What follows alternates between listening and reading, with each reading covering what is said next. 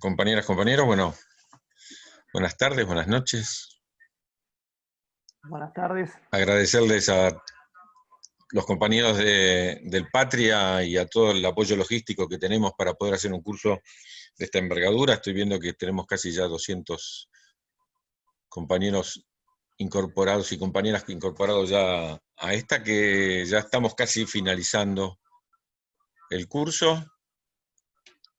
Hoy vamos a tomar el tema de Antártida y nos quedan después dos más.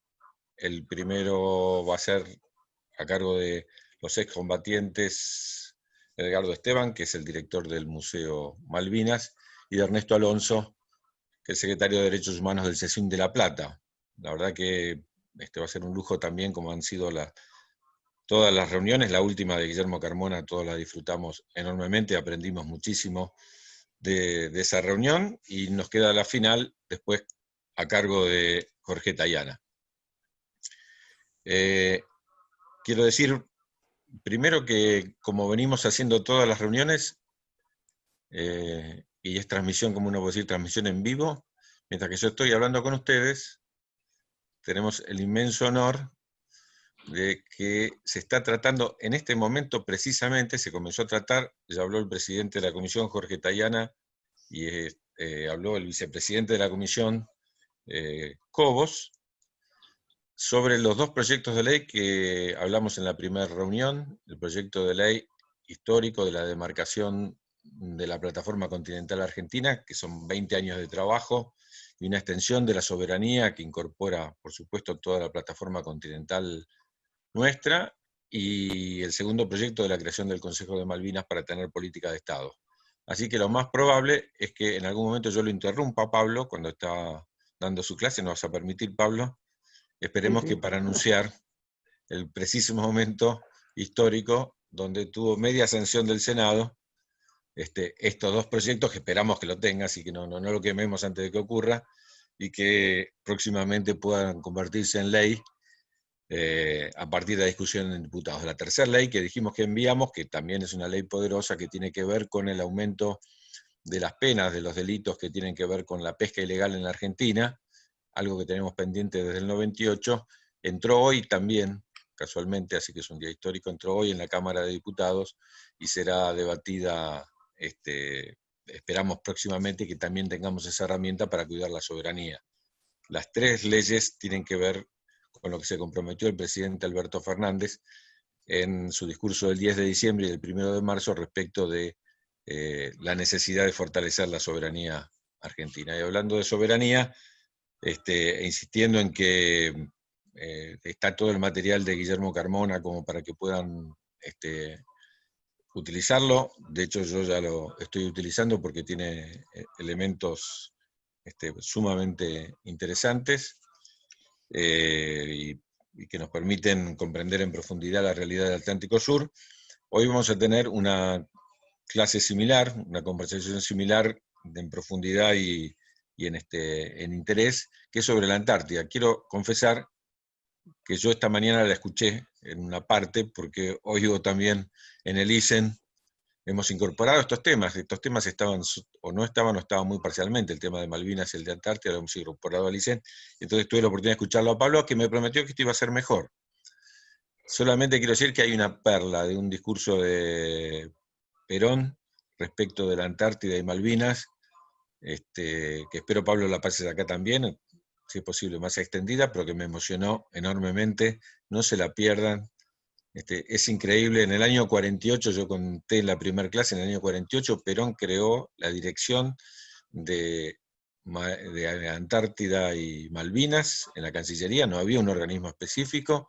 En el 51 creó Perón el primer instituto de investigación científica del mundo sobre la Antártida, instituto que depende de nuestra Secretaría, Instituto Antártico Argentino, y realmente, cuando todavía esto estaba en pañales, este tema en el mundo, nosotros ya estábamos, gracias a la mirada estratégica de Perón, avanzando en definir nuestra soberanía.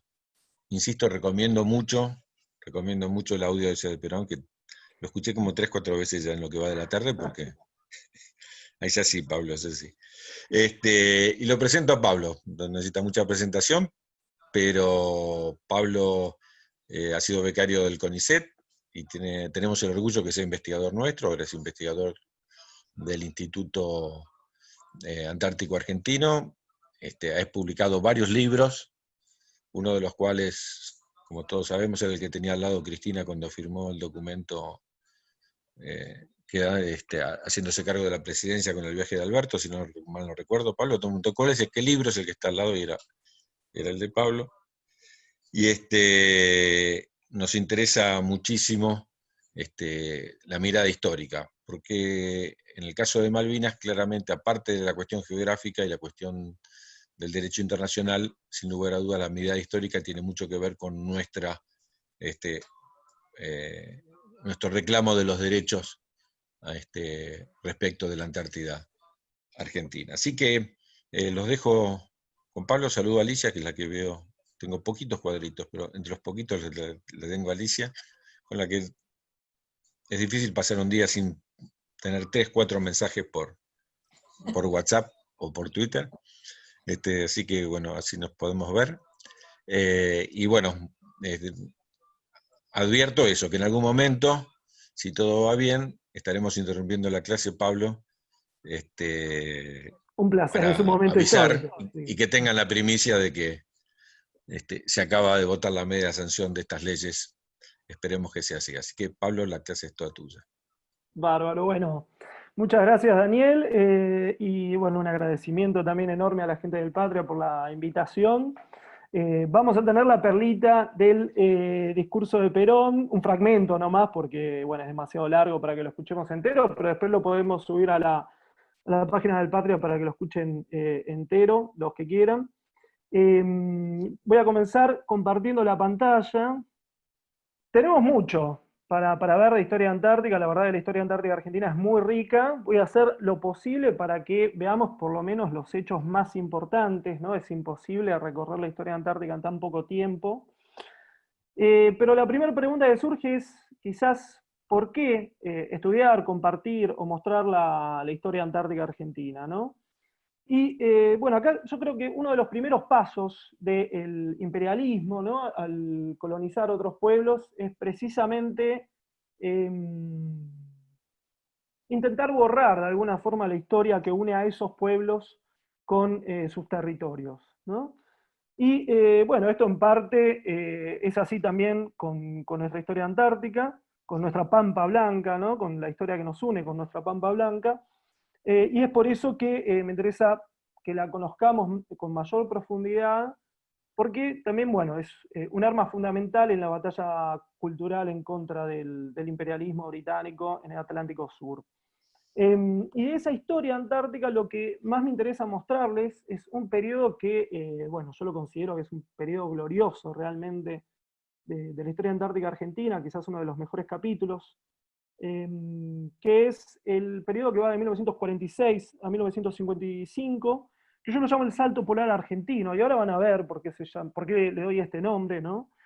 Se corresponde con los dos primeros gobiernos de Perón, y es glorioso a un nivel que yo diría, es como el gol de Maradona a los ingleses en el 86, ¿no? Es digno de películas, de novelas, digno de ser enseñado en las escuelas también, pero bueno, ahora lo vamos a ver con mayor profundidad. Primero les voy a hacer una muy breve introducción del periodo anterior a ese gran salto polar argentino, y vamos a comenzar con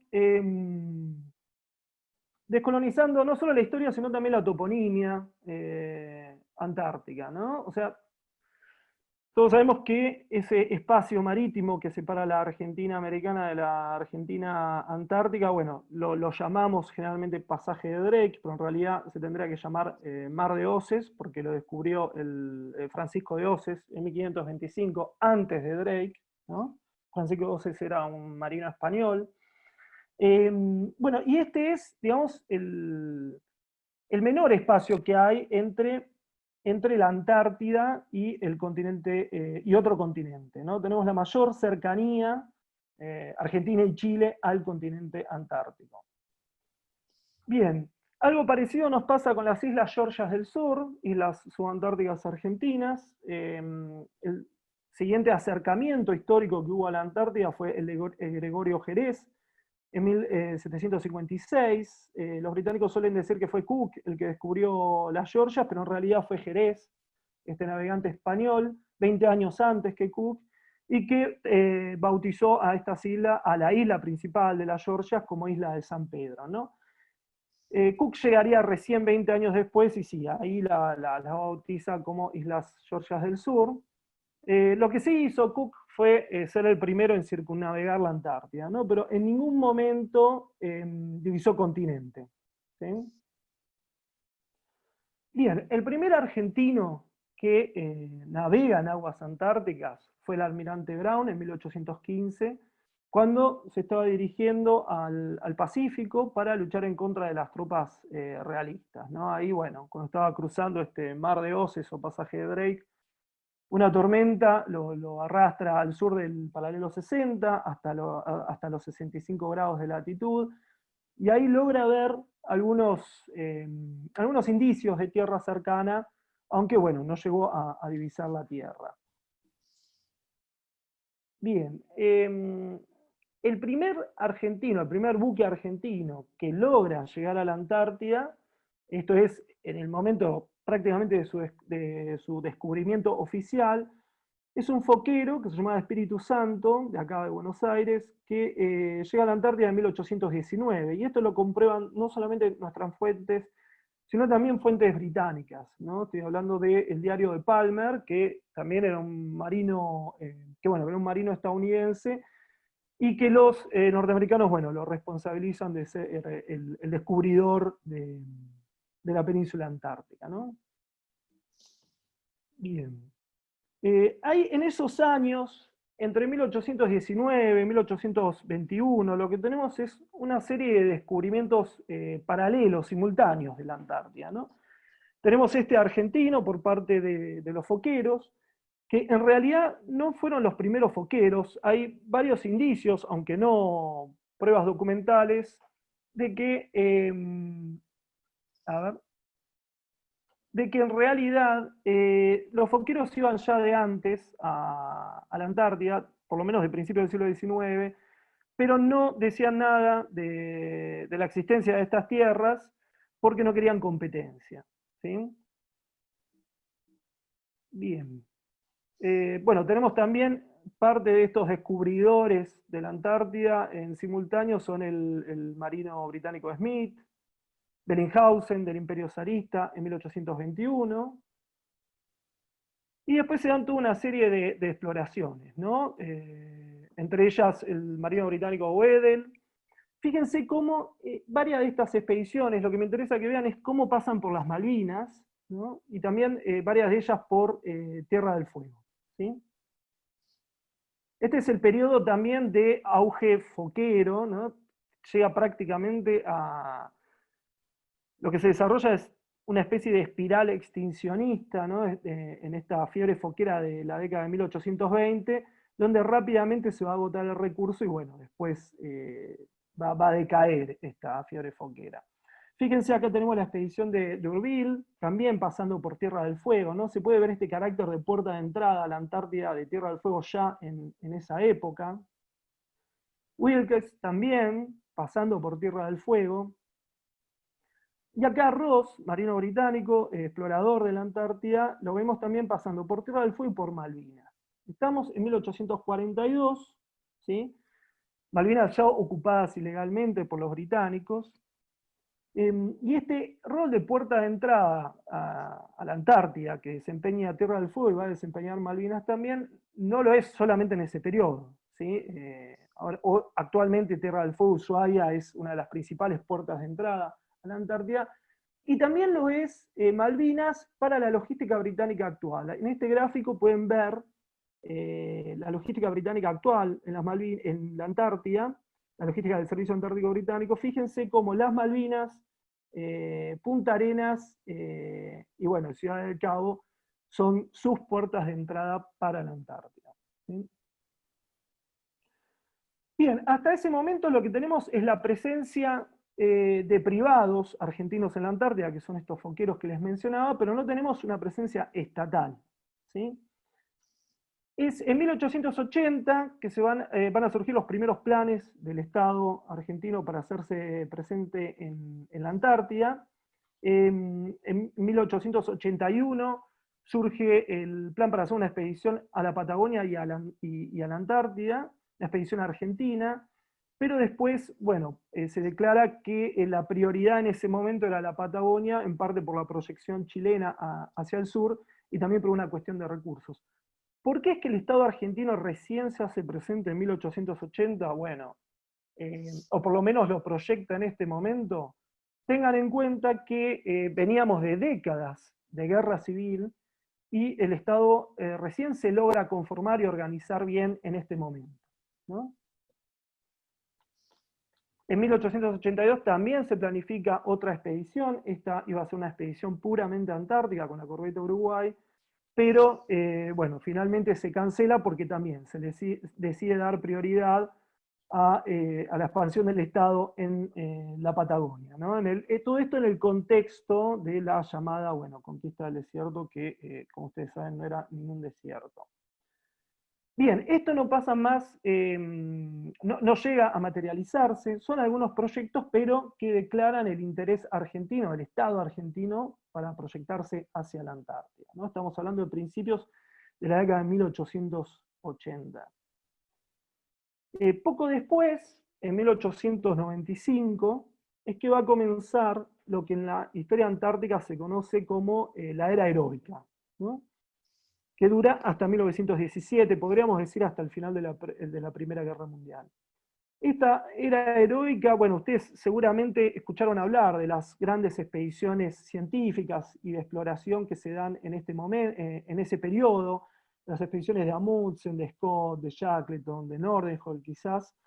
Bueno, es una de los periodos que despiertan mayor interés, ¿no? Y es uno de los periodos más interesantes también como de exploración científica inicial, ¿no? A principios del siglo XX. Pero bueno, en realidad estas expediciones son también el correlato del imperialismo europeo. Piensen que estamos en la época de auge del imperialismo europeo, dividiéndose África a la mitad, el imperio británico, otra gran parte del imperio francés, Alemania también, algo parecido con el sudeste asiático. Bueno, y en ese momento se celebran dos congresos internacionales de geografía en Europa y se decide explorar la Antártida para terminar un poco con el desconocimiento que había sobre ese continente, pero en realidad lo que tenemos detrás de esto, ¿no? Es un interés imperialista.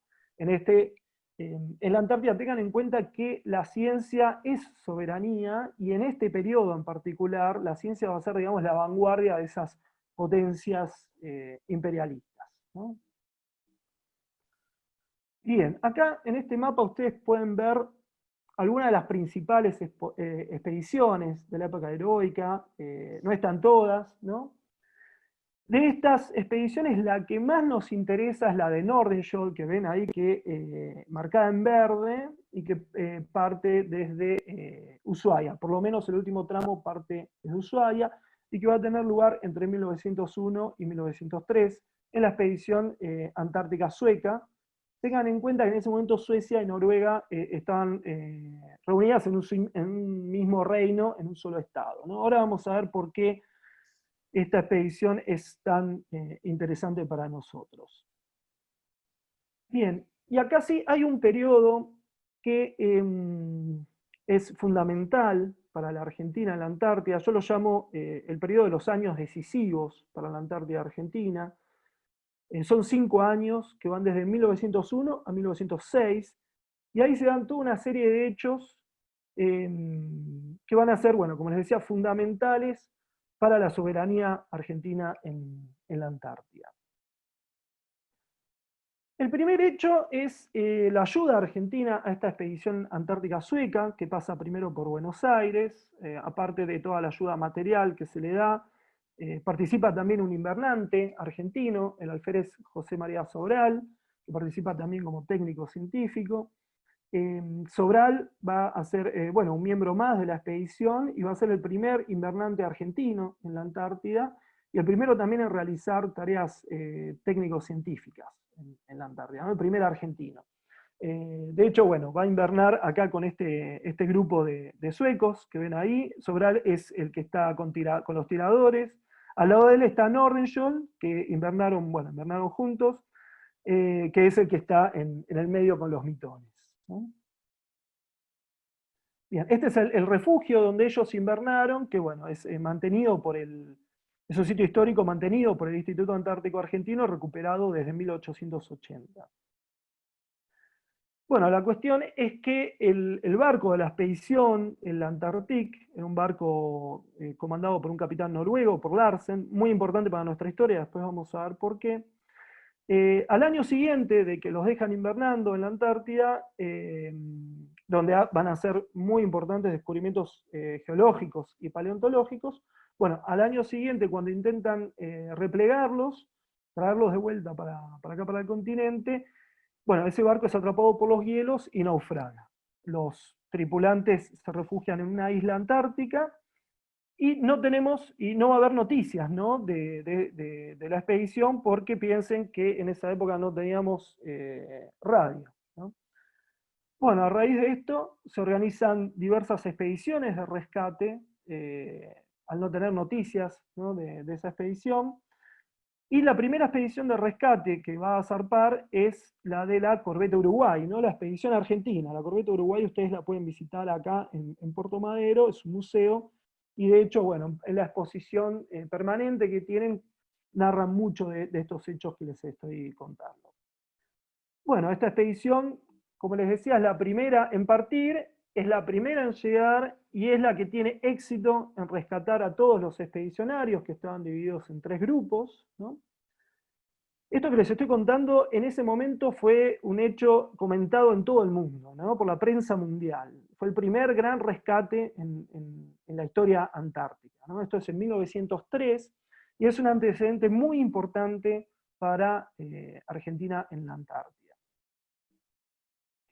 Acá pueden ver, bueno, a Irizar, que era quien comandaba a la Corbeta Uruguay, lo pueden ver también a Sobral, a la Corbeta Uruguay en la Antártida.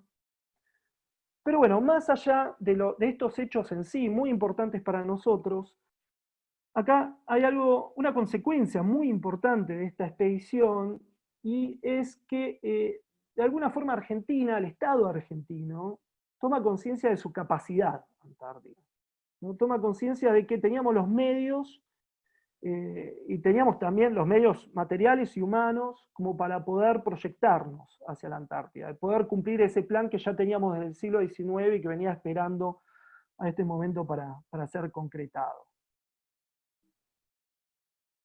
Bien, y parte de esa toma de conciencia que les comento es cuando Argentina toma posesión, ¿no? Una de las consecuencias de esa toma de conciencia es la toma de posesión por parte de Argentina del observatorio meteorológico instalado por una expedición escocesa en las Islas Orcadas del Sur, ¿no? Este era un observatorio que lo habían instalado, había permanecido un año funcionando, los escoceses se lo entregan a Argentina, Argentina toma posesión el 22 de febrero de 1904, es por eso, por esta fecha, por este hecho, que ese día es declarado el Día de la Antártida Argentina.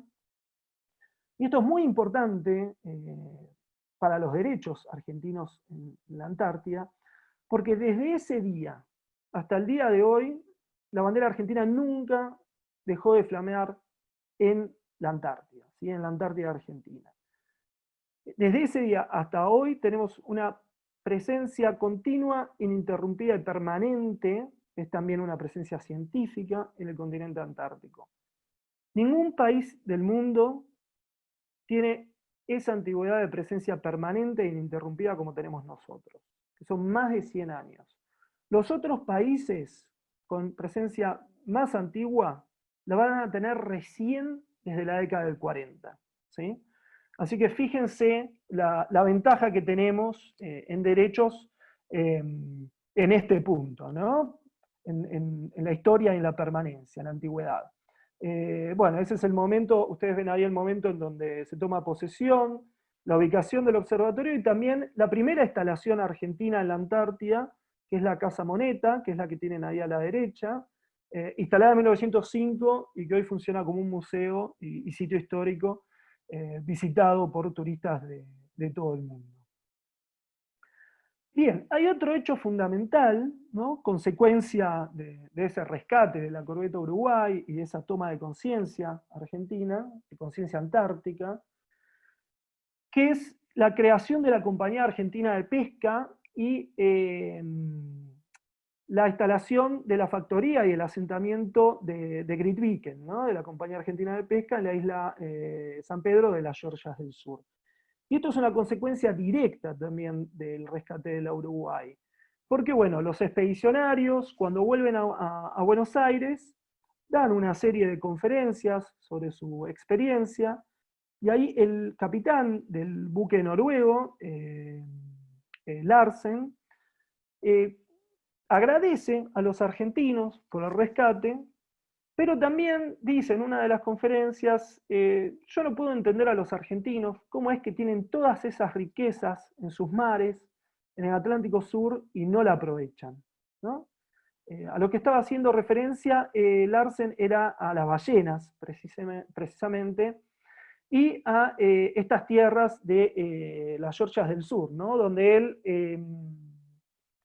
veía que era el lugar perfecto para instalar una factoría ballenera. Bueno, algunos de los empresarios que estaban presentes, entre ellos Torkins, se entusiasman con este discurso de Larsen y crean la Compañía Argentina de Pesca, designando a Larsen, que estaba en ese momento radicado en Buenos Aires, como primer, digamos, gerente in situ de la compañía, y así con ayuda de buques de la Armada Argentina instalan ese año, en 1904, en noviembre, el asentamiento de Grytviken. Y ese asentamiento va a ser el primer asentamiento humano en las Georgias del Sur, que hasta ese momento estaban deshabitadas. ¿Sí? Bien. Lo que ven acá, bueno, es una filmación justamente de Grytviken, de la Compañía Argentina de Pesca. Ese es uno de los buques factorías argentinos con las ballenas. Todos esos buques llevaban bandera argentina y estaban registrados acá, al igual que la Compañía Argentina de Pesca. ¿Sí? Y al año siguiente, lo que hace el Estado argentino es instalar ahí en Grytviken también, muy cerca de Grytviken en realidad, un observatorio meteorológico. Vamos a ver si se puede reproducir el video, porque... A ver. Instalar, ahí lo tenemos. Este observatorio meteorológico que pueden ver, ¿no? En 1905 lo instalan, va a funcionar hasta 1950 con bandera argentina, manejado por el Ministerio de Agricultura argentino. En 1950 después los británicos lo van a cerrar y desmantelar. Bien, en ese momento también, en esos años decisivos que les digo, Argentina compra un buque polar, ¿no? Para iniciar sus campañas antárticas anuales de verano, para realizar también los relevos de las dotaciones y para instalar más bases en la Antártida. ¿Sí? Estaba planificado instalar otra base en la península antártica, pero bueno, ahí tuvimos mucha mala suerte porque este buque termina hundiéndose, naufragando en el Río de la Plata con un temporal cuando se dirigía a la Antártida. De hecho, hace un par de años pudimos localizar los restos y relevarlos con un instrumental especial. Están solamente a 5 metros de profundidad, así que ya tenemos planificado hacer trabajos de arqueología submarina para recuperar parte del equipo. Bien, y en ese buque iban también las autoridades, las primeras autoridades que el Estado argentino había designado para las tierras antárticas. ¿Sí? Bueno, a raíz de estos hechos se comienza con Chile un diálogo diplomático, ¿no? Para definir las fronteras antárticas entre los dos países. Esto en realidad es una continuación también de todos los diálogos y las negociaciones que se venían llevando para definir las fronteras, bueno, en Tierra del Fuego, en la Patagonia, entre los dos países. Y si bien no se ponen de acuerdo los dos países en los límites entre los territorios antárticos de Argentina y de Chile, Sí se va a empezar a hablar de una Antártida americana en ese momento, que en realidad hace referencia a una Antártida chilena y argentina, ¿no? Disculpen que digo Antártica, que me salió Antártica, pero es que en realidad los chilenos le llaman Antártica a la Antártida. Bien, y cuando hay recursos, ustedes ya lo saben, aparecen los imperios, ¿no? Y así ocurrió en las Georgias del Sur, bueno, a raíz de la instalación de la factoría argentina, el Imperio Británico lo que va a hacer en 1906 es enviar un buque de guerra y ocupar ilegalmente las islas Georgias del Sur. En realidad van a instalar no más que unas pocas personas como autoridades, pero bueno, con buques de guerra desde Malvinas que apoyan esta ocupación, ¿no? Ustedes lo que pueden ver ahí en la imagen es un arponero de la Compañía Argentina de Pesca, todavía encallado allá en Grytviken, ¿no? En Georgia del Sur. Fíjense en la chimenea cómo tenemos los colores argentinos. Hace poco los británicos sacaron un sello postal, ¿no?, de estos arponeros y bueno, casualmente las chimeneas aparecieron todas descoloridas. ¿Eh? Bueno, y no solo eso, lo que van a hacer los británicos para poder hacerse del control de estos recursos balleneros, va a ser emitir una carta patente en 1908 que va a reclamar no solo todo ese territorio antártico que ven delimitado ahí, sino también el territorio continental americano, o sea, la parte del sur, ¿no?, de Santa Cruz y de la región de Magallanes, y también la isla grande de Tierra del Fuego, bueno, las Malvinas, Georgias y Sandwich, ¿no? Esto lo van a corregir recién en 1917. Algo que no les comenté es que la ocupación británica en las Georgias también se ve acompañada de la instalación de varias compañías de otros países, de países lejanos. Y acá hay que marcar una diferencia muy grande entre lo que es la pesca que un propio país, ¿no?, hace en su territorio marino, que es una pesca con, digamos, con cuidado, con medida, con controles, ¿no?, porque hay que cuidar ese recurso. Y otra cosa es muy diferente, la pesca de larga distancia que suelen hacer varios países en donde no les es necesario cuidar la sustentabilidad de ese recurso, entonces suele ser más un tipo de pesca extincionista depredatoria, ¿no? Bien, bueno, este es el momento también de esas grandes expediciones científicas y de exploración, con un sentido imperial también, que les comentaba. Las más famosas de ellas, bueno, son las dos expediciones que jugaron una especie de carrera al Polo Sur, la expedición noruega de Amundsen y la de Scott. La de Amundsen, bueno, fue una expedición muy bien planificada, exitosa, fue la que primero llegó. La de Scott británico en realidad no estuvo tan bien planificada, cometió varios errores, llegó segundo al polo, bueno, y falleció en el camino de regreso. Algo muy poco conocido es que la expedición de Amundsen contó con una parte importante de capital argentino, ¿sí? Esto es muy desconocido en el país. Bueno, estas son algunas fotos de la expedición de Amundsen. De hecho, él en su libro agradece a un noruego argentino que fue el que le dio el dinero para poder terminar la expedición. Y esta es la expedición de Scott, que bueno, llegó más tarde y bueno, tuvieron que comerse los ponis y fallecieron en el regreso. La última de las expediciones de esta época heroica que les comento es la de Shackleton, de 1914 al 17. Como bueno, no habían logrado llegar primeros al Polo Sur, los británicos dicen, bueno, seremos los primeros en cruzar la Antártida entonces, por eso es que se llama Expedición Transantártica Británica. Pero bueno, en realidad el barco de Shackleton termina siendo atrapado por los hielos, se hunde y bueno, ellos en toda una travesía de supervivencia logran finalmente llegar a las Georgias del Sur, algunos de ellos, y después son rescatados por un barco chileno. Bueno, con esta expedición termina la época heroica, principalmente por, bueno, la pérdida de interés, ¿no? Una vez que ya se había llegado al polo, en realizar expediciones de este tipo, pero también porque inicia la era mecánica, ¿no? Que es, bueno, ya la era de exploración con aviones, con radio. Entonces la exploración antártica, digamos que perdía un poco de ese carácter romántico de aventura que tenía en sus primeros años del siglo XX. Y esta era mecánica que les digo es también para Argentina un periodo que yo lo llamo la época de la continuidad, ¿no? Porque a diferencia de otros países que no tenían bases permanentes en la Antártida, Argentina va a continuar con su presencia permanente en las Orcadas del Sur, la única base permanente de todo el continente antártico, ¿no? Va a continuar ahí con las tareas científicas. Y acá tenemos un hecho bastante desconocido y, bueno, un poco pintoresco, pero muy interesante para nuestra historia. Esto que ven acá son trabajadores de la Compañía Argentina de Pesca en Grytviken en los años 20.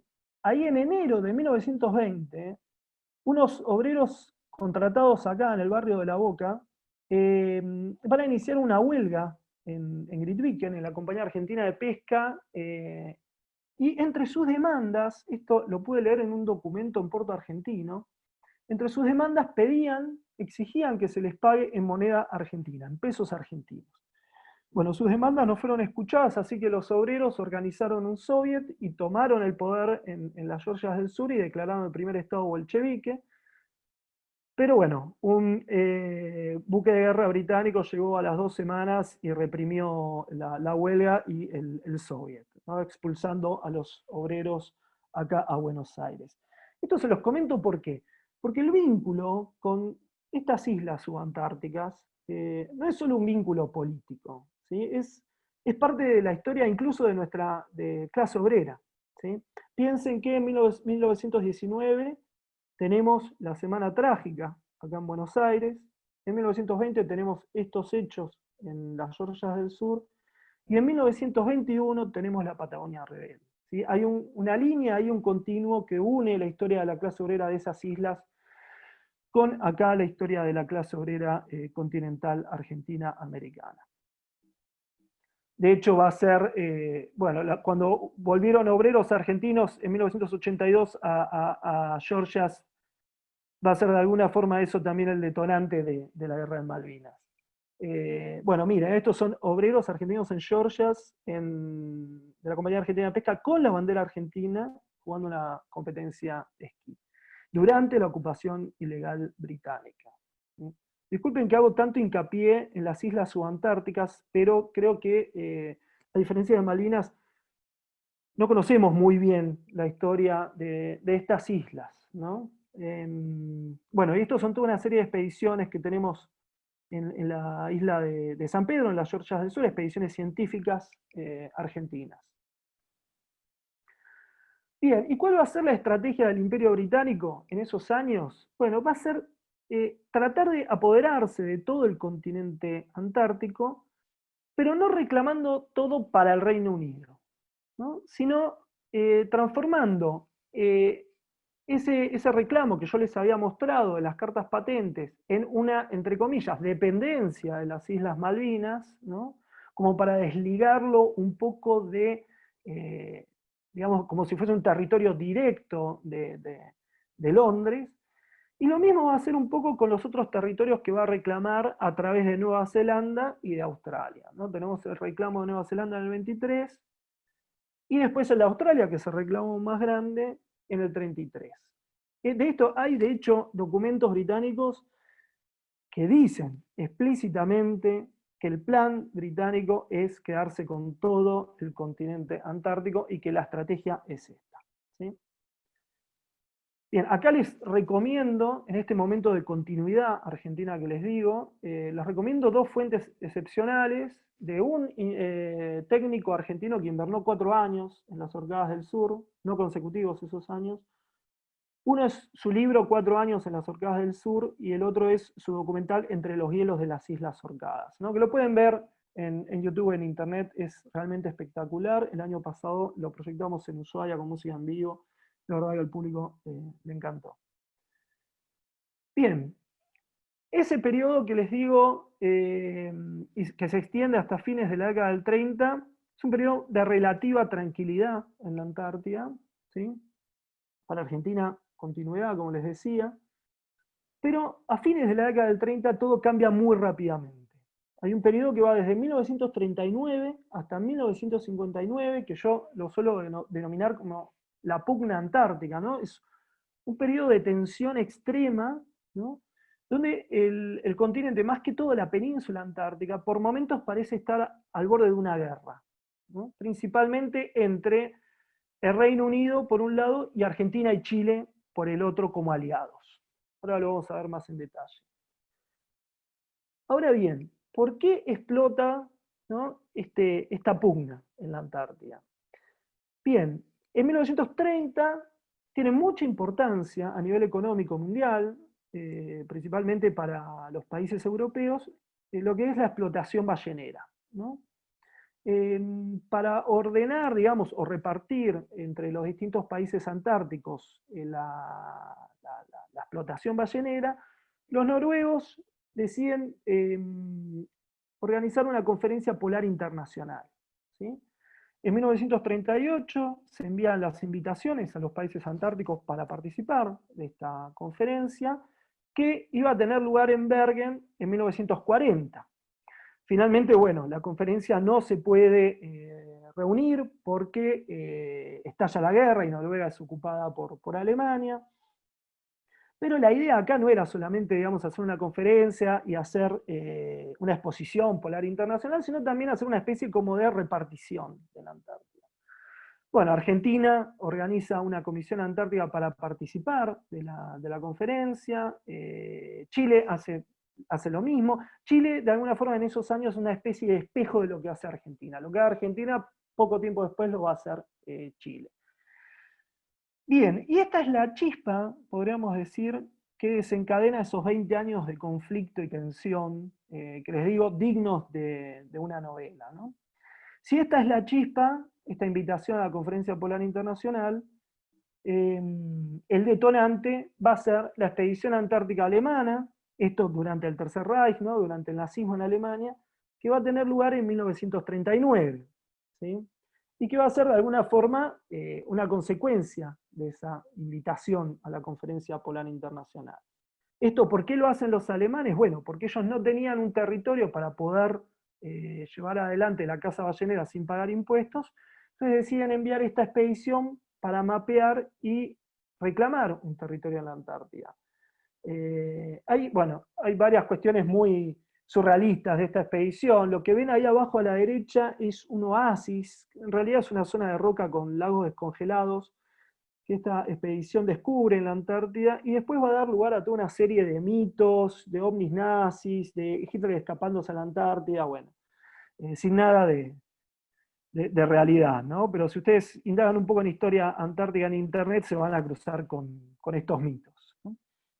La cuestión es que, bueno, los noruegos se enteran de esta expedición secreta, y lo que hacen es ganarle de mano a los alemanes, ¿sí? Y 2 días antes de que lleguen los alemanes a la Antártida, ellos reclaman ese mismo territorio, ¿sí? Esto es el inicio de una reacción en cadena de la Antártida, ¿sí? Esa reacción en cadena de estos 20 años que les comentaba, es una reacción en cadena de reclamos, de instalación de bases, ¿sí? de incidentes armados incluso. Bueno, y a este reclamo antártico de Noruega le va a seguir la primera expedición antártica norteamericana en 100 años, ¿sí? La primera expedición oficial. Los norteamericanos habían hecho otras expediciones, pero nunca en esos 100 años con apoyo del Estado. Acá esta expedición va a tener incluso órdenes secretas del presidente norteamericano, de Roosevelt, de instalar distintos marcas de soberanía e incluso de hacer una especie de reclamo antártico, ¿no? Que nunca se hizo oficialmente. Continúa esta reacción en cadena en 1940 con el reclamo antártico chileno. Acá hay algo bastante extraño. En realidad Estados Unidos, en ese momento, antes de la guerra, al principio de la guerra, le interesa tener una postura más continental americana con la Antártida, ¿sí? Esto es antes de Pearl Harbor, antes de que Estados Unidos entre en la guerra. Entonces le envía a Argentina y a Chile una carta invitando a los dos países a tener una postura, digamos, en común, con una Antártida americana. Acá no se sabe si Chile hizo una mala traducción de la carta o la quiso entender mal. Lo cierto es que Chile hace un reclamo unilateral de su territorio antártico, que es lo que ven acá con línea punteada.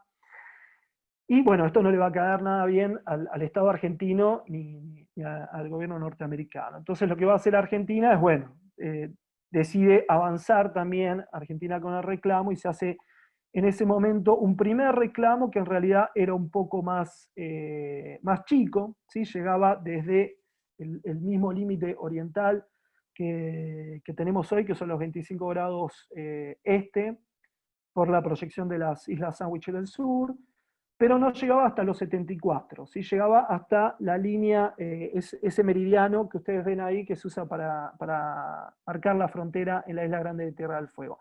Va a ser Perón después, en el 47, el que va a ensanchar el límite occidental del sector hacia el punto más occidental de Argentina, que es el Cerro Bertrán, ahí en el campo de hielo continental. Bien, y esto que les mostraba recién va a dar lugar a toda una serie de incidentes diplomáticos en este momento, ¿sí? Protestas por emisión de cartas topográficas, emisión de sellos postales también, pero no va a pasar de conflictos diplomáticos por el momento. Bien, comenzada la guerra, la Segunda Guerra Mundial, la guerra también llega a la Antártida, ¿sí? Esto que ven acá son las rutas de los corsarios alemanes en la Segunda Guerra Mundial en aguas antárticas. Fíjense la importancia geopolítica de los mares antárticos como puentes entre los distintos océanos en caso de un conflicto mundial. Fíjense que los alemanes no disponían ni del canal de Suez ni del canal de Panamá, ¿sí? Y acá hay algo muy importante para nosotros, y es que va a haber un hecho a principios de 1941 que va a ser la captura naval más grande de toda la Segunda Guerra Mundial, que va a tener lugar en ese punto que ven frente al reclamo noruego y las pretensiones alemanas, ¿no? Cuando un corsario alemán, el Pingüino, capture dos flotas balleneras noruegas enteras, ¿no? Bueno, los británicos van a responder destruyendo la factoría ballenera abandonada de la isla de Decepción, pero después de este hecho, los alemanes no se van a volver a hacer presentes en la Antártida, los británicos van a descifrar los códigos secretos alemanes y se va a saber, ya que después del 43 ya los alemanes no representan un peligro en esos mares antárticos. Bien. Argentina, a raíz de todos estos hechos que les comentaba, ¿no? De la creación de esta comisión antártica que se le va a dar carácter permanente, decide continuar con esa expansión de la presencia que estaba planificada para hacerse en 1906, pero que por el naufragio del buque austral no se continuó. Bueno, en este momento se decide continuar con esa expansión de la presencia antártica argentina, y se envía un buque, el 1 de mayo, en 1942, que va a explorar distintos puntos de la península antártica y de las islas adyacentes para instalar más bases antárticas argentinas, ¿sí? El buque lo envían en 1942.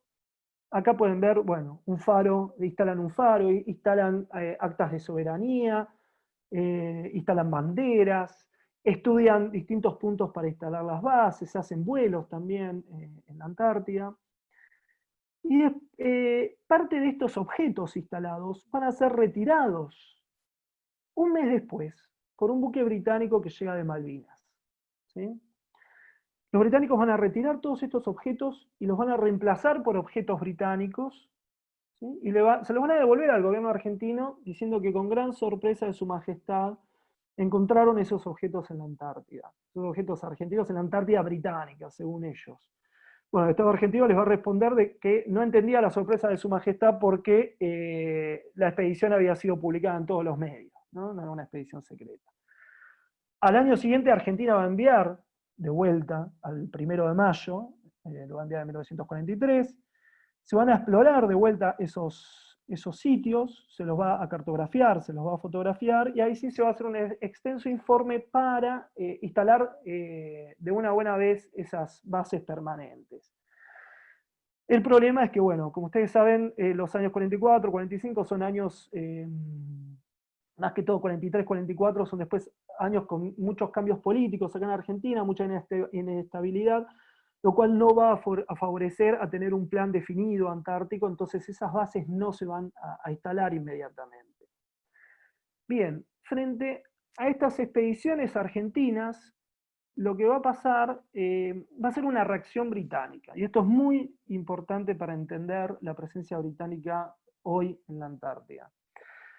El Parlamento británico se va a alarmar frente a estas expediciones y van a tener lugar una serie de discusiones secretas en el Parlamento británico sobre qué hacer frente a estas expediciones argentinas en la Antártida. Esto estamos hablando de 1943. Bueno, los parlamentarios británicos van a decir tenemos que hacer algo rápido, porque si no nos va a pasar como nos pasó en Orcadas, según ellos, que los argentinos están ahí hace 40 años y ya las perdimos. Entonces, uno de los parlamentarios lo que propuso fue instalar bases permanentes en esos puntos cariados por los argentinos, como si fuésemos caries, ¿no? Antes de que las instaláramos nosotros. Otros parlamentarios objetaron de que eso podía generar un conflicto con Argentina y de que necesitaban nuestra carne y nuestro trigo para poder ganar la guerra. Entonces lo que se hizo fue utilizar como excusa la presencia, una supuesta presencia alemana en esos momentos, en el 44 y en el 45, en la Antártida, para instalar bases secretas con el fin supuesto, en realidad era una fachada, de impedir que los nazis se hagan de una tierra en la Antártida. Esto es interesante porque esta falacia se mantuvo, esta fachada se mantuvo durante 60 años prácticamente, ¿no? Por parte de los británicos. De hecho, hay muchos guías de turismo que siguen dando esta versión. Pero bueno, hoy los documentos desclasificados y mismo los historiadores británicos comentan de que esta operación, que se llamó Operación Tabarín, que fue la instalación de las bases británicas permanentes en la Antártida, en realidad no tuvo nada que ver con los nazis ni con la Segunda Guerra, sino que fue en contra de Argentina. ¿Sí? Como les decía, la operación se llamó Operación Tabarín en 1944, 45, 46, fue una operación secreta. Fíjense los lugares donde instalan las bases, son los mismos lugares visitados, que fueron visitados por el 1 de mayo en 1942 y 1943. E incluso también las Orcadas, donde tenemos la base Orcadas. Bien, estas son algunas de las bases que instalan. Y estos videos de archivos británicos desclasificados hace poco nos muestran cómo borraban las banderas argentinas y se apropiaban de nuestras actas de soberanía, ¿no? Derribaban también nuestras banderas. Esto es en Puerto Lockroy, donde íbamos a instalar nosotros una base. Así lo decían abiertamente en nuestros informes. Ellos obviamente se enteran y lo que hacen es adelantarse e instalar ellos una base, que de hecho hoy funciona como museo. El tanque que veían al principio era de Decepción, donde también los informes de los marinos argentinos decían ahí tenemos que instalar una base al año siguiente, pero bueno, los británicos nos ganaron de mano en esto que fue la Operación Tabarín y que podríamos llamar la cuarta invasión británica, ¿no? La cuestión es que no solamente se apropian de esos objetos que había dejado el 1 de mayo, sino que incluso se van a apropiar de objetos dejados por Irízar, ¿no? Entre ellos, esta nota que deja Irízar en 1903, cuando rescata a la expedición sueca, la deja junto a un depósito en la isla Marambio. Bueno, lo que hacen es visitar todos esos puntos para apropiarse de estos objetos. Esta nota es el primer documento oficial argentino en la Antártida. ¿sí? Los británicos van en secreto en la Segunda Guerra Mundial y se lo llevan sin informarnos. Y se lo envían al Colonial Office. Más o menos por 70 años esta carta estuvo desaparecida por nosotros, que no sabíamos qué había pasado con esto, había desaparecido.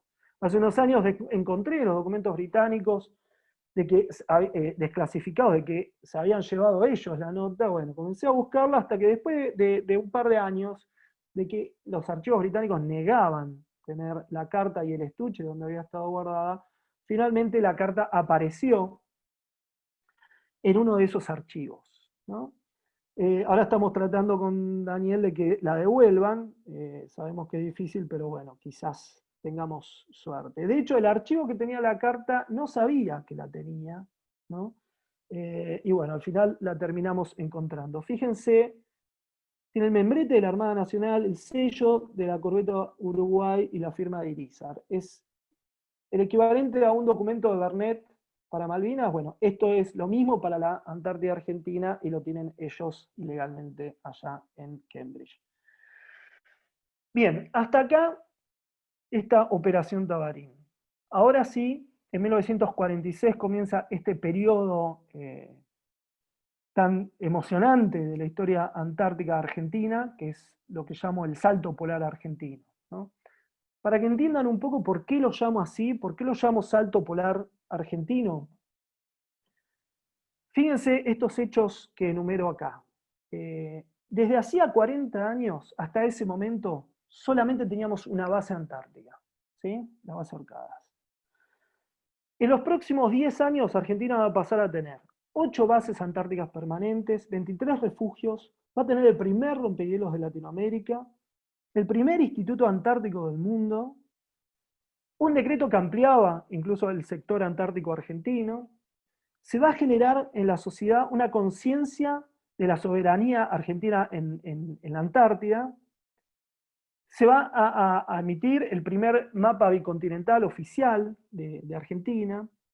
Se van a realizar los descubrimientos geográficos más importantes de la Argentina en la Antártida y se va a realizar también una alianza polar con Chile sin precedentes en la historia de los dos países, ¿sí? Y 2 veces vamos a tener la base más austral del mundo. Van a haber algunos hechos planificados que no se van a poder concretar por el golpe del 55, uno de ellos tener una población permanente antes del Tratado Antártico. También el hecho de que el presidente visite la Antártida antes del tratado. Perón lo iba a hacer en el 56, pero bueno, no lo puede hacer por el golpe. Y también alcanzar el Polo Sur a través de una expedición aérea y una expedición terrestre, ¿sí? Bueno, estos son algunos de esos hechos.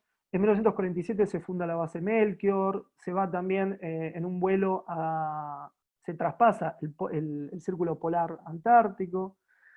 En el 48 se funda el destacamento de Decepción. O sea, fíjense, el ritmo es más o menos una base fundada por año. Incluso hay un año donde se fundan 2 bases, ¿sí?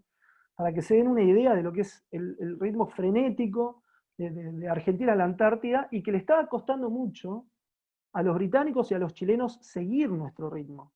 Principalmente, bueno, a los chilenos por la escasez de medios, pero también a los británicos porque en ese momento están en un periodo de crisis económica y con su imperio fragmentándose, ¿no? Piensen, bueno, la pérdida de India como colonia, Pakistán también. Bien, y Perón va a empezar, como les decía, un plan de difusión antártida que se llamaba, donde se van a estudiar y a dar a conocer todos los fundamentos de los derechos argentinos en la Antártida, ¿no? Esta publicación que ven acá es una publicación oficial del Ministerio de Relaciones Exteriores sobre los derechos argentinos en la Antártida. Se va a hacer un himno a la Antártida también. Esto no lo ven porque está muy chico en la pantalla, pero está dedicado a Perón y a Eva, este himno, ¿no? Hecho por la misma persona que hizo la Marcha de Malvinas, ¿no? Y se va a incluir todo esto, Malvinas, Antártida también, en los manuales escolares, para poder crear esta conciencia de soberanía antártica que les comentaba. Acá tienen un mapa bicontinental, que se va a publicar también en ese momento.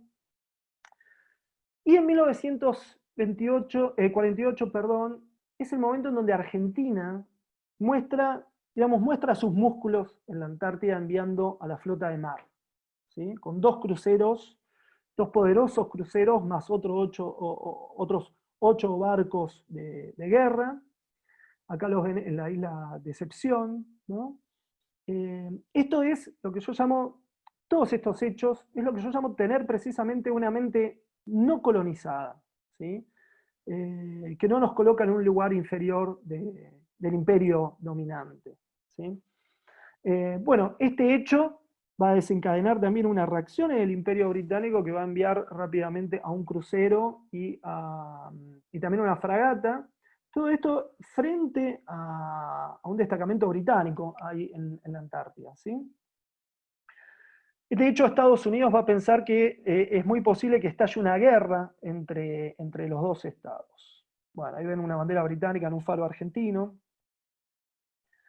Y también se empiezan negociaciones con Chile para poder fijar una frontera antártica entre los dos reclamos.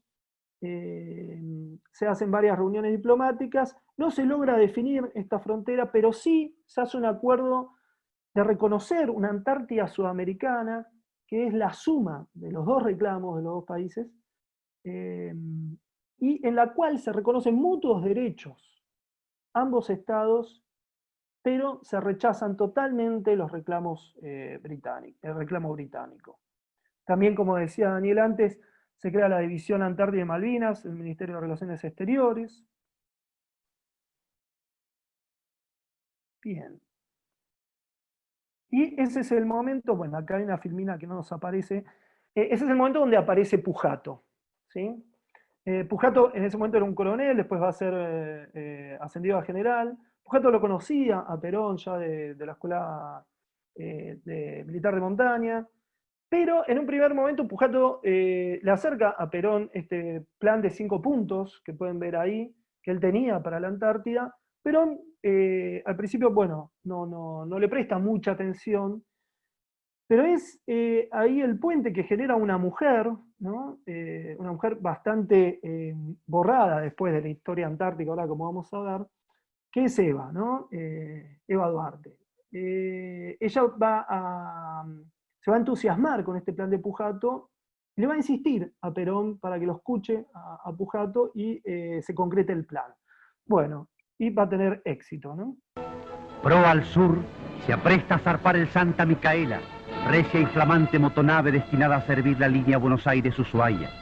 Perón, conductor de esta hora, asiste a la despedida. Saluda la dotación con inspiración de jefe y simpatía de camarada, llevando estímulos de patria, de gobierno y de pueblo. Evita, símbolo de la mujer argentina, presta al acto efusión de sentimientos fraternales.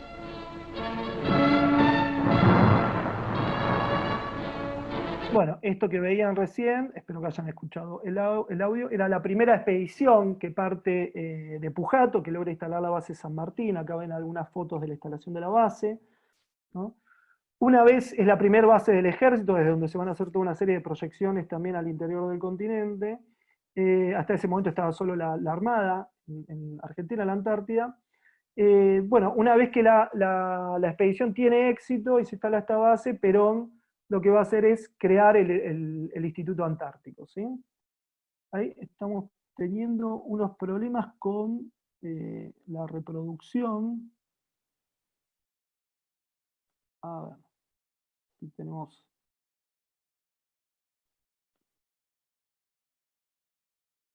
Bueno, este es un video nomás del Instituto Antártico creado ese año, y como les decía, en 1951 va a ser el primer Instituto Antártico del mundo. A ver.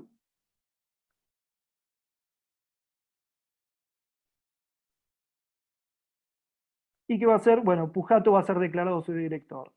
También aparece la Fuerza Aérea en la Antártida, se establece un puente naval, un puente aéreo, perdón, con la Antártida con hidroaviones.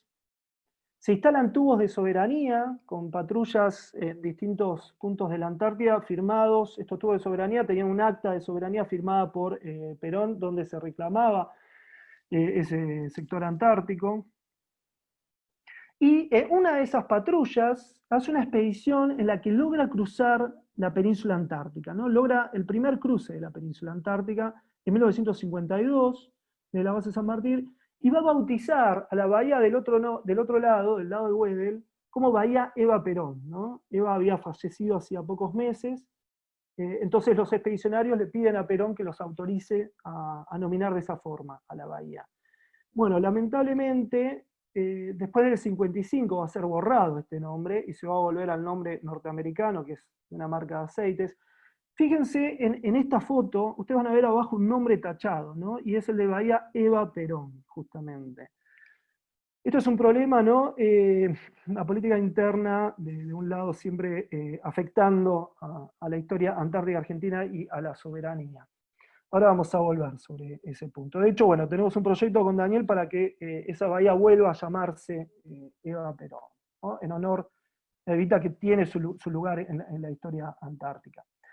Bueno, en el 52, en esos años entre el 49, perdón, y 51, se había generado de alguna forma una tregua en la Antártida, ¿sí? Con un acuerdo naval tripartito firmado por los tres países que les decía, Chile, Argentina y Reino Unido. Esto porque principalmente a Chile y al Reino Unido le costaba seguir al ritmo de Argentina. Entonces los tres países acuerdan no enviar grandes buques de guerra a la Antártida.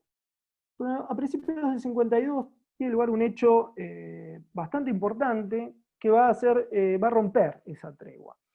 Esto tiene lugar cuando se estaba instalando un destacamento argentino en Bahía Esperanza y desembarca un grupo británico para instalar una base en el mismo lugar.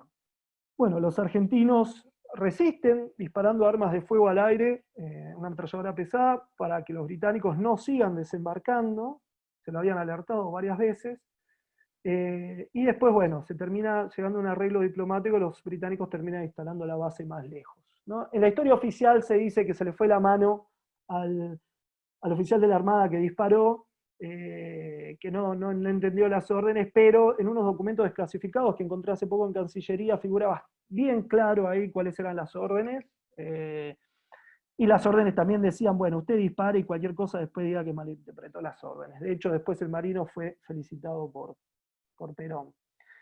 Bien, en esa base también se va a instalar un busto de Eva, ¿sí? Y esto es a ver, acá tenemos un problema con lo que son los archivos y la política interna nacional argentina, ¿no? En los archivos de la Armada, todas las fotos en donde está ese busto de Eva destapado, todas esas fotos fueron arrancadas y eliminadas, ¿no? Solamente quedan las fotos en las que el busto está tapado. Fíjense lo que hacen estos enfrentamientos, ¿no? Cómo terminan borrando nuestra historia antártica. Afortunadamente, en un proyecto que tenemos con el Museo del Cine, de recuperación de fílmico antártico, pudimos recuperar una lata de fílmico que estaba en el instituto donde aparece el busto de Evita ahí en la Antártida. Y bueno, no solamente apareció el busto, también aparecieron otras sorpresas, como pueden ver acá, ¿no? Esto son unos fotogramas nomás. Si uno mira la cinta proyectada no lo alcanza a ver, pero aparecen estos fotogramas ahí perdidos, mensaje subliminal, perdidos en la cinta, ¿no? Y estos rastros del peronismo antártico, destruidos en parte de los archivos argentinos, lograron sobrevivir, bueno, más o menos escondidos de esta forma, pero también en los archivos británicos. Fíjense, esto es una foto que encontré en un archivo británico, de un faro antártico, bueno, pintado con estas leyendas que pueden apreciar, ¿no? Por suerte, bueno, hubieron algunos lugares donde sobrevivió esto a esta destrucción de archivos.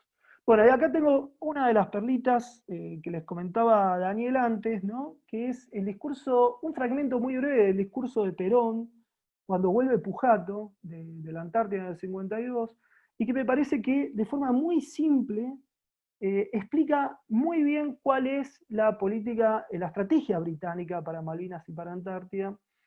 Y no solo eso, también, bueno, ahí se puede ver bien clara también la alianza polar entre Chile y Argentina que había en ese momento, ¿no?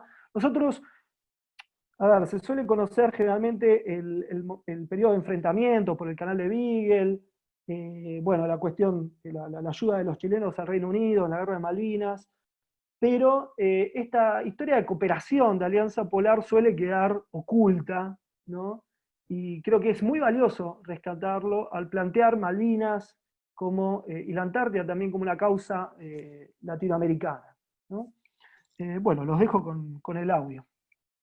Sobre estas tierras, en buena fe, nadie tiene derecho sino los chilenos y los argentinos.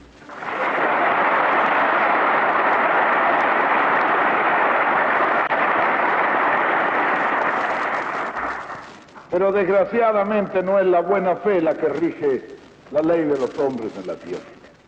Y hasta que esa buena fe no llegue, los derechos no serán siempre quizá discutidos en mala fe por aquellos que pretenden lo que no deben ni pudieron pretender nunca en derecho.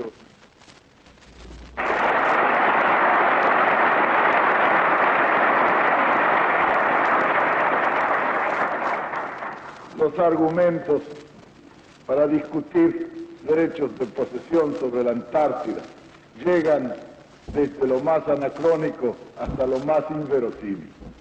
Hay quien dice que siendo la Antártida una continuación de las Malvinas, como las Malvinas están ocupadas por ellos, les pertenece también la Antártida.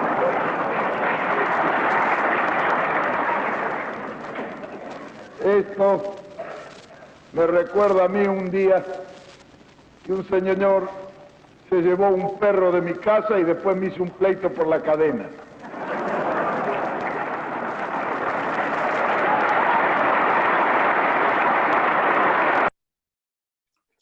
Bien, bueno, creo que fue bastante claro, ¿no? Te pido permiso, ¿puedo Sí, interrumpirte un segundo? sí, sí, sí. Tuve paciencia y esperé hasta que hable Perón para no hablar. Bueno, este era el párrafo que yo les decía a todas y todos ustedes que me pareció fabuloso, ¿no? El ejemplo, cómo puede reducir algo tan simple como el ejemplo que da con el perro y la cadena, el tema de por qué tienen, porque algunos se pregunta, como sabemos, ¿no? Un expresidente se preguntó, ¿para qué queremos las Malvinas si no dan ganancia? Dijo en un momento, Perón lo explica claramente, ¿no? El tema de que, entre otras cuestiones, las Malvinas significan el acceso a la Antártida y la justificación de la presencia en la Antártida, entre otros aspectos. Pero bueno, yo no interrumpía para eso, porque nadie mejor que Perón para explicar a Perón, pero lo que quería decir que hace media hora se votó por unanimidad en el Congreso de la Nación, con voto de los 70 diputados, se votó los dos proyectos por unanimidad, el proyecto de creación del Consejo de Malvinas y lo que me parece que es trascendente y enorme, que es la nueva delimitación, demarcación de la plataforma territorial argentina, que incorpora 1.700.000 kilómetros a la soberanía argentina. Así que falta la otra media sanción. Esperemos a ver si el jueves que viene, o en 2 jueves, antes que termine el curso, lo tenemos aprobado. Sería buenísimo. Bueno, nada más, perdóname, Pablo, que te interrumpí para contar No, eso, por pero favor. venía escuchándote Excelente. los últimos 20 minutos sabiendo que venía el párrafo de Perón. Lo esperamos para respetarlo. Así que bueno, nosotros vamos a seguir trabajando. Buen curso. Bárbaro, no, bueno, excelente noticia. Bárbaro que estamos retomando estos caminos. Bueno, continúa así, terminamos porque así tenemos tiempo para las preguntas también. Bueno, les había comentado un poco cómo se rompe esa tregua polar en el 52 con esos incidentes en Bahía Esperanza.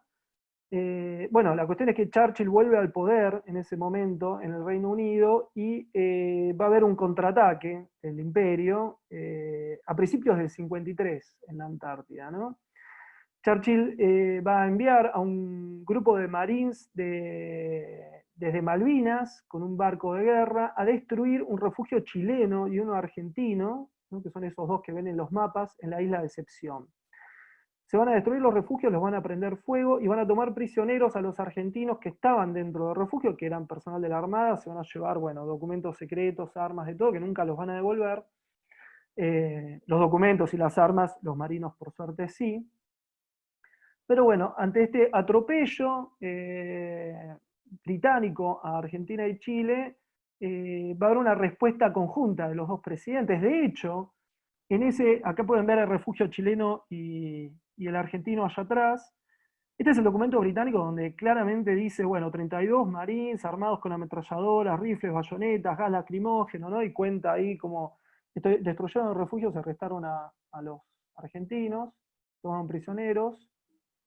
Bueno, y cuando pasan estos hechos, casualmente Perón estaba en Chile con Ibáñez del Campo, ¿no? Con el presidente chileno. Entonces, bueno, hay una reacción muy fuerte conjunta de ambos presidentes, diciendo que cualquier otra agresión armada hacia las fuerzas de uno de los dos países en la Antártida iba a ser respondida en conjunto por ambos países, ¿no?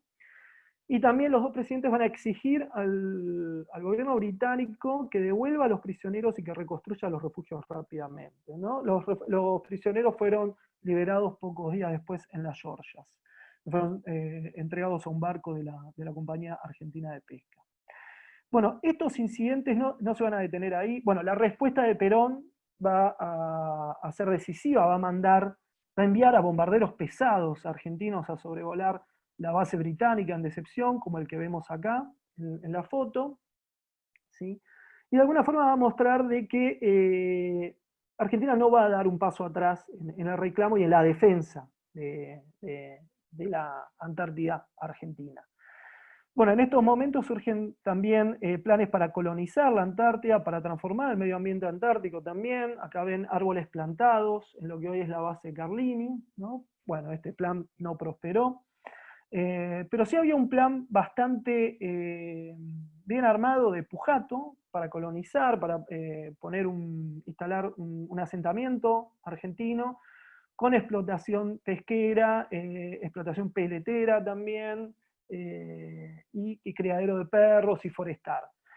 Esto se iba a cumplir en el 55-56, pero no se cumple a raíz del golpe de Estado. Recién en el 78 se va a cumplir de una forma muy distinta. Hubiese sido muy bueno tener un asentamiento humano, civil, permanente en la Antártida antes del Tratado Antártico. Bueno, se da la visita del ministro de Marina también, con una serie de incidentes con los británicos. En Caleta Potter, donde tenemos la base Carlini, va a haber un barco de guerra británico que va a hacer un ejercicio de artillería disparando los proyectiles al lado de un buque argentino, ¿no? Cuando el buque argentino le decía que no tenía autorización para hacerlo. Los incidentes van a ser prácticamente cotidianos, ¿sí?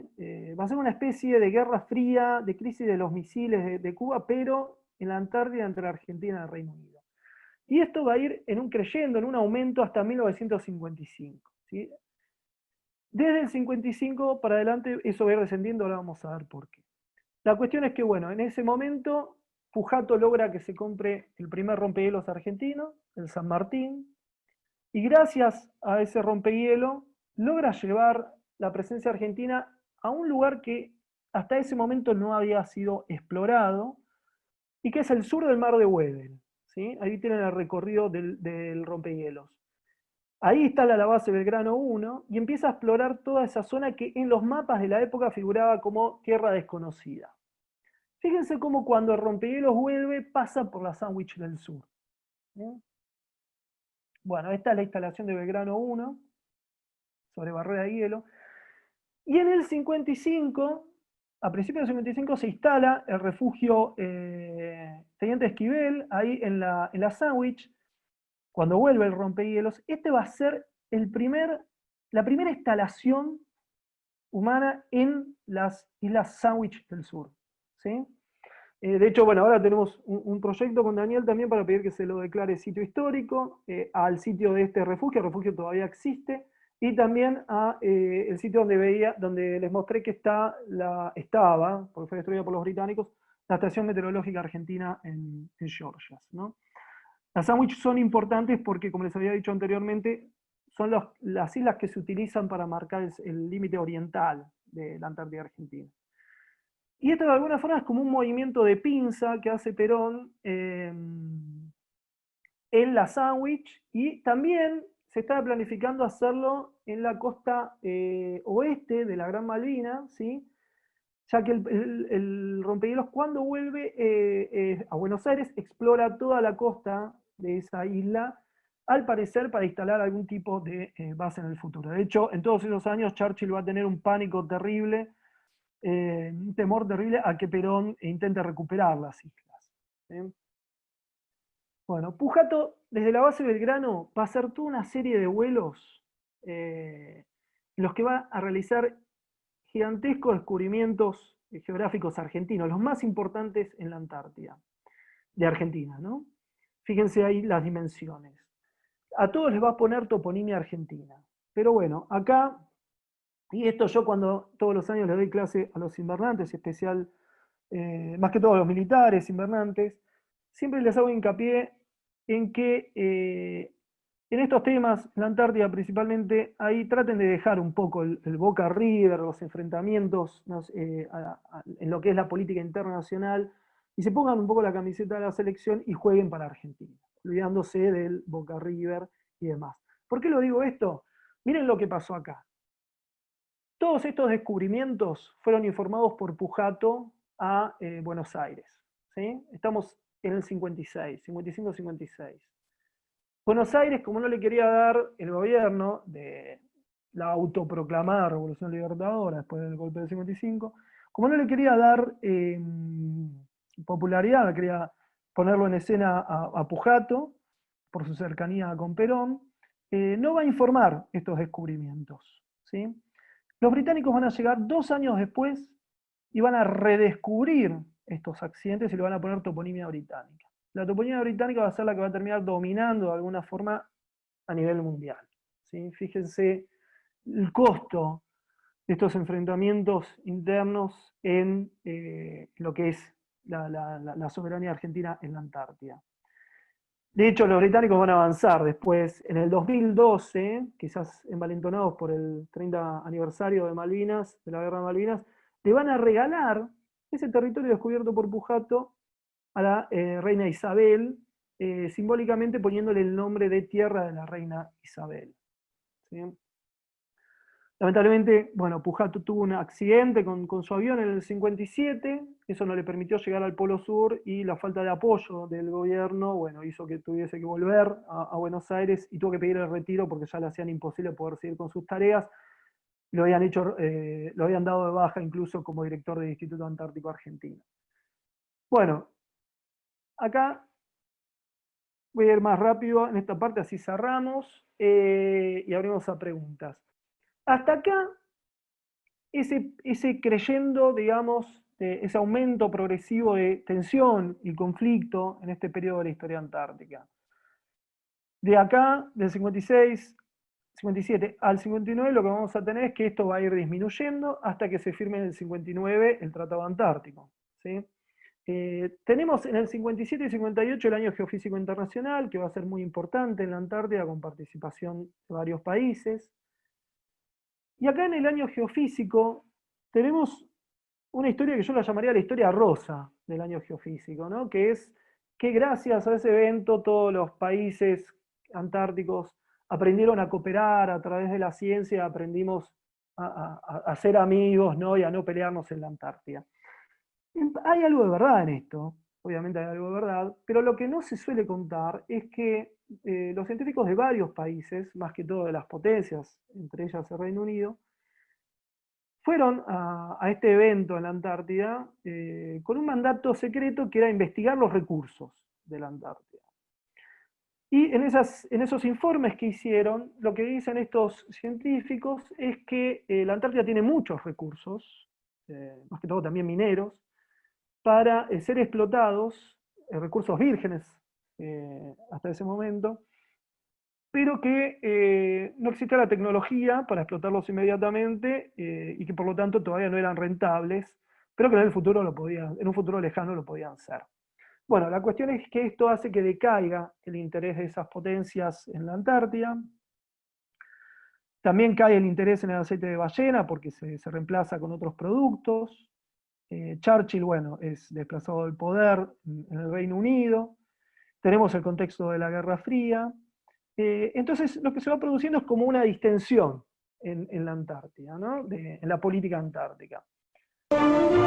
Perdón, acá les muestro dos actividades fundamentales del Instituto Antártico en el Año Geofísico Internacional. Uno es los estudios de glaciología que se hicieron, y el otro son los estudios del fenómeno de las auroras, ¿no? Eso nos colocó a primer nivel en la ciencia antártica mundial. Bueno, ahí comienza también el turismo en la Antártida, turismo que es llevado por el Estado argentino, ¿sí? En barcos de la Marina Mercante, creada en los años anteriores. Bien, y un hecho que va a terminar acercando un poco a los países enfrentados en la Antártida va a ser la propuesta india de internacionalizar la Antártida, ¿no? Esto va a hacer que se acerquen un poco más los países que están enfrentados y que digan, bueno, firmemos un tratado, vayamos por ese camino, pero no vayamos por la internacionalización, ¿no? Y se va a firmar en el 59 el Tratado Antártico. Argentina es uno de los países signatarios originales y reclamante también del territorio, donde de alguna forma, bueno, se van a dejar asentados los reclamos, los países reclamantes, pero va a quedar en suspenso, ¿no? Digamos, como el ejercicio pleno de la soberanía en el marco del tratado, ¿sí? Acá lo que se va a priorizar es la ciencia en la Antártida, la presencia militar solo en función de asistir a la ciencia. Gracias a Argentina se va a mantener al continente libre de residuos nucleares y de pruebas nucleares, ¿no? La propuesta argentina tampoco es casual, porque los británicos habían hecho pruebas nucleares cerca de Australia. Una de esas pruebas, el viento cambió de dirección y terminó contaminando de radiación a 2 pueblos enteros en Australia. De ahí la preocupación argentina, ¿no? Hubo resistencia argentina a la firma del tratado, por eso fue que Frondizi fue a la Antártida en el 61 para tratar de convencer desde allá por radio a los políticos argentinos de que aceptaran la firma, y finalmente es ratificado en el 61. Bien, en esos años también se dan las 3 expediciones argentinas al Polo Sur, de la aviación naval, de la Fuerza Aérea y la terrestre del Ejército. Bueno, se crean, algunas bases pasan a ser plenamente científicas, como la base Brown, que pasa a ser del Instituto Antártico Argentino. Y aparecen las primeras científicas argentinas en la Antártida, son estas 4 mujeres que ven ahí en la izquierda, en el 68, ¿no? Hace poco se cumplieron 50 años de estas primeras científicas en la Antártida, a las que no les fue fácil, dado, bueno, el nivel de machismo antártico que existe y que lamentablemente existe todavía hoy, ¿no? Hoy en día las científicas tienen un rol fundamental en la Antártida Argentina. Hay algunas bases, en la base Carlini, en la cual en algunas campañas incluso son mayoría, pero no solo científicas, ¿sí? También logísticas, civiles y militares, y técnicas también. Acá tienen la base Matienzo en 2009, que tuvo una dotación solo de mujeres.